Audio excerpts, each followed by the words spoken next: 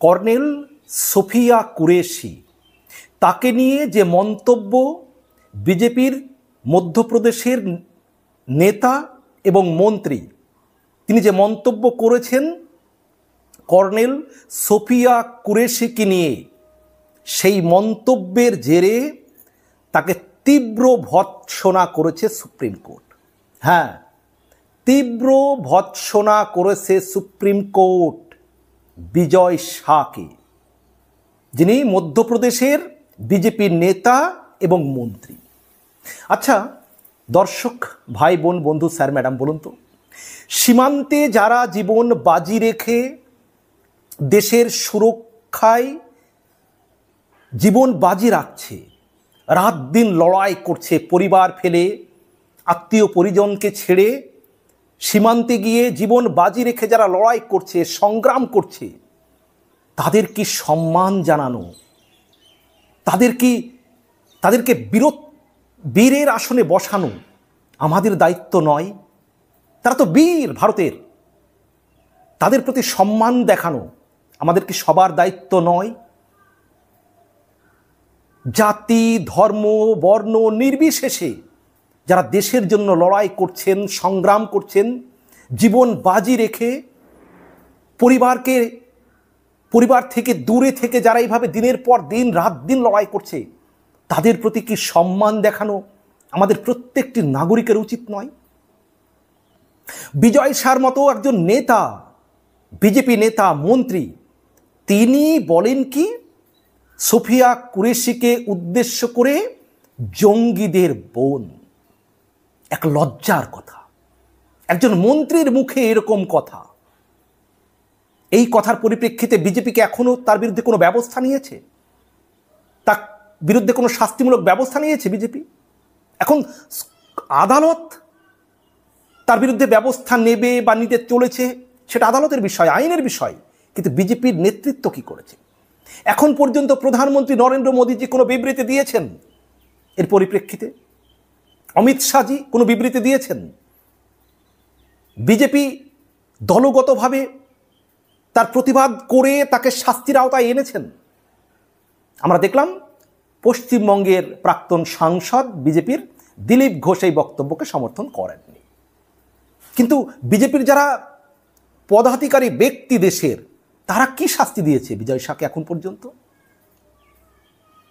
বিষয়টি আমি একটু বিস্তারিত আলোচনায় আসি।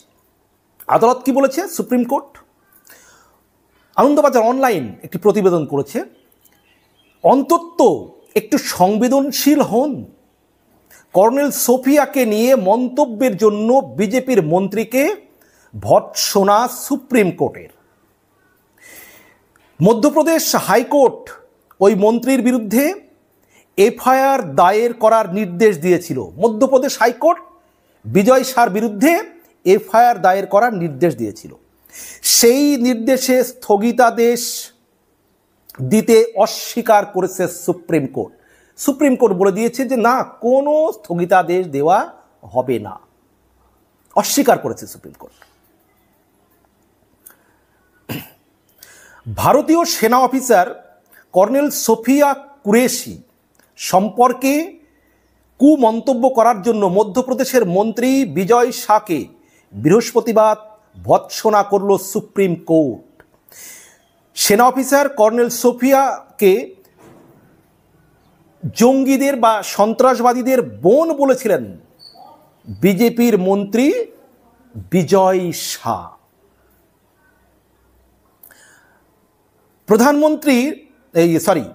প্রধান বিচারপতি বি.আর.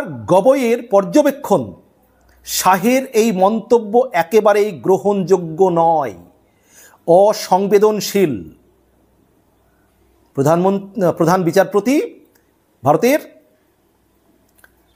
বি.আর. গবই, তার পর্যবেক্ষণ হচ্ছে শাহের এই মন্তব্য, অর্থাৎ বিজয় শাহের এই মন্তব্য একেবারেই গ্রহণযোগ্য নয়, অসংবেদনশীল। মধ্যপ্রদেশ হাইকোর্ট ওই মন্ত্রীর বিরুদ্ধে এফআইআর দায়ের করার নির্দেশ দিয়েছিল। সেই নির্দেশে স্থগিতাদেশ দিতে অস্বীকার করেছে সুপ্রিম কোর্ট। অন্যদিকে মধ্যপ্রদেশ পুলিশকে যেভাবে এই ঘটনায় এফআইআর দায়ের করেছে তা নিয়ে ধমক দিয়েছে মধ্যপ্রদেশ হাইকোর্ট। বৃহস্পতিবার প্রধান বিচারপতি গগৈ মধ্যপ্রদেশের মন্ত্রীকে ধমক দিয়ে বলেন, বৃহস্পতিবার প্রধান বিচারপতি গগৈ মধ্যপ্রদেশের মন্ত্রীকে ধমক দিয়ে বলেন, কি ধরনের মন্তব্য করছেন? আপনার অন্তত একটু সংবেদনশীলতা দেখানো উচিত। যান গিয়ে হাইকোর্টে ক্ষমা প্রার্থনা করুন। কড়া ধমক, যে আপনার এই মন্তব্য করার আগে সংবেদনশীলতা দেখানো উচিত ছিল। যান গিয়ে হাইকোর্টে ক্ষমা প্রার্থনা করুন। কর্নেল কুরেশির বিরুদ্ধে মধ্যপ্রদেশের বিজেপি নেতা যে মন্তব্য করেছেন তা নিন্দা করেছেন বিরোধী দলগুলির নেতারা। বিরোধী দল এই মন্তব্যের নিন্দা করেছেন। এমনকি বিজেপির নেতাদের একাংশও নিন্দায় সরব হয়েছেন। কিন্তু আমার প্রশ্ন হলো, বিজেপি নেতৃত্ব এখনো তার বিরুদ্ধে কি ব্যবস্থা নিয়েছে সেটা আমরা জানতে চাই। কি ব্যবস্থা নেওয়া হয়েছে তার বিরুদ্ধে? বিজেপি নেতারাও নিন্দা করেছে, বিরোধীরাও নিন্দা করছে এই মন্তব্যের, বিজয় সারা এই মন্তব্যের। কিন্তু বিজেপিও কিছু অংশ নিন্দা করেছে, কিন্তু নিন্দার সঙ্গে সঙ্গে কি ব্যবস্থা নেওয়া হয়েছে এই ধরনের মন্তব্যে? যাই হোক, আচ্ছা, বিজয় শাহের বিরুদ্ধে আর কি এফআইআর দায়ের হয়েছে হাইকোর্টের নির্দেশে, এবং এফআইআর কিন্তু জারি হয়েছে হাইকোর্টের নির্দেশে। সরাসরি যে পুলিশ করেছে তা কিন্তু নয়। গ্রেপ্তারি এড়াতে অন্তর্বর্তী সুরক্ষা চেয়ে সুপ্রিম কোর্টের দ্বারস্থ হন বিজয় শাহ। হাইকোর্টের সেই নির্দেশে স্থগিতাদেশ দিতে অস্বীকার করেছে সুপ্রিম কোর্ট।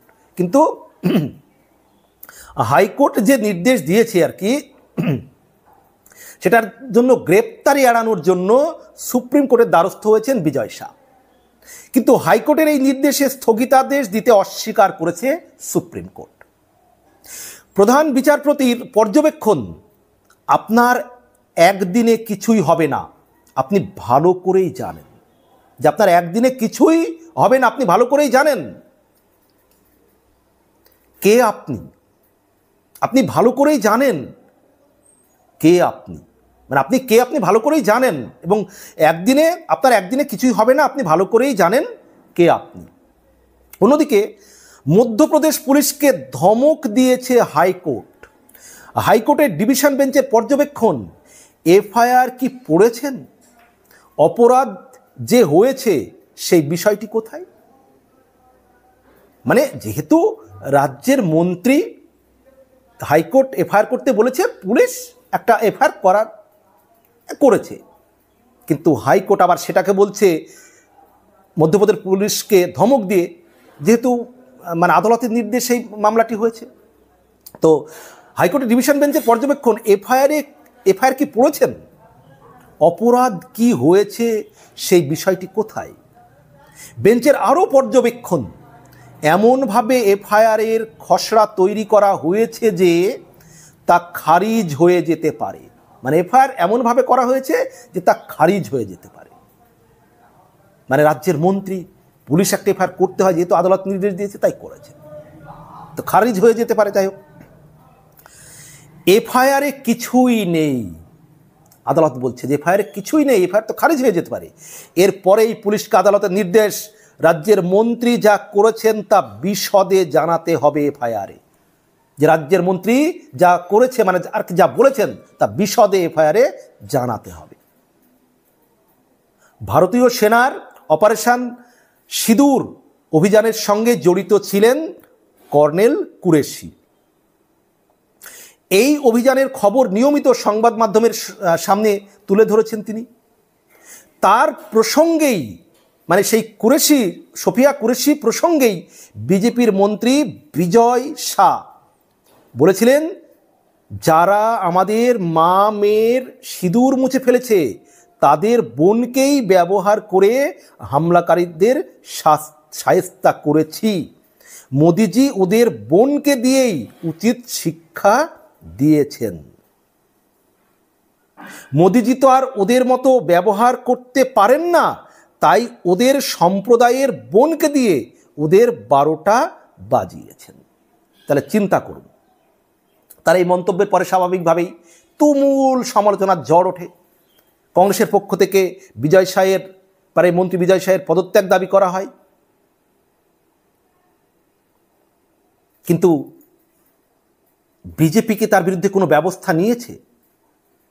অবশ্য বিতর্কের মুখে বিজয় শাহ বলেন, আমার কথায় যদি কেউ আঘাত পেয়ে থাকেন তাহলে 10 বার ক্ষমা চাইতেও রাজি আছি। তিনি বিতর্কের মুখে শেষমেশ বুঝতে পেরেছেন। তিনি বলেছেন যে আমার কথায় কেউ দুঃখ পেলে ক্ষমা চাইতেও রাজি আছি, তাই বলেছেন বিজয় শাহ।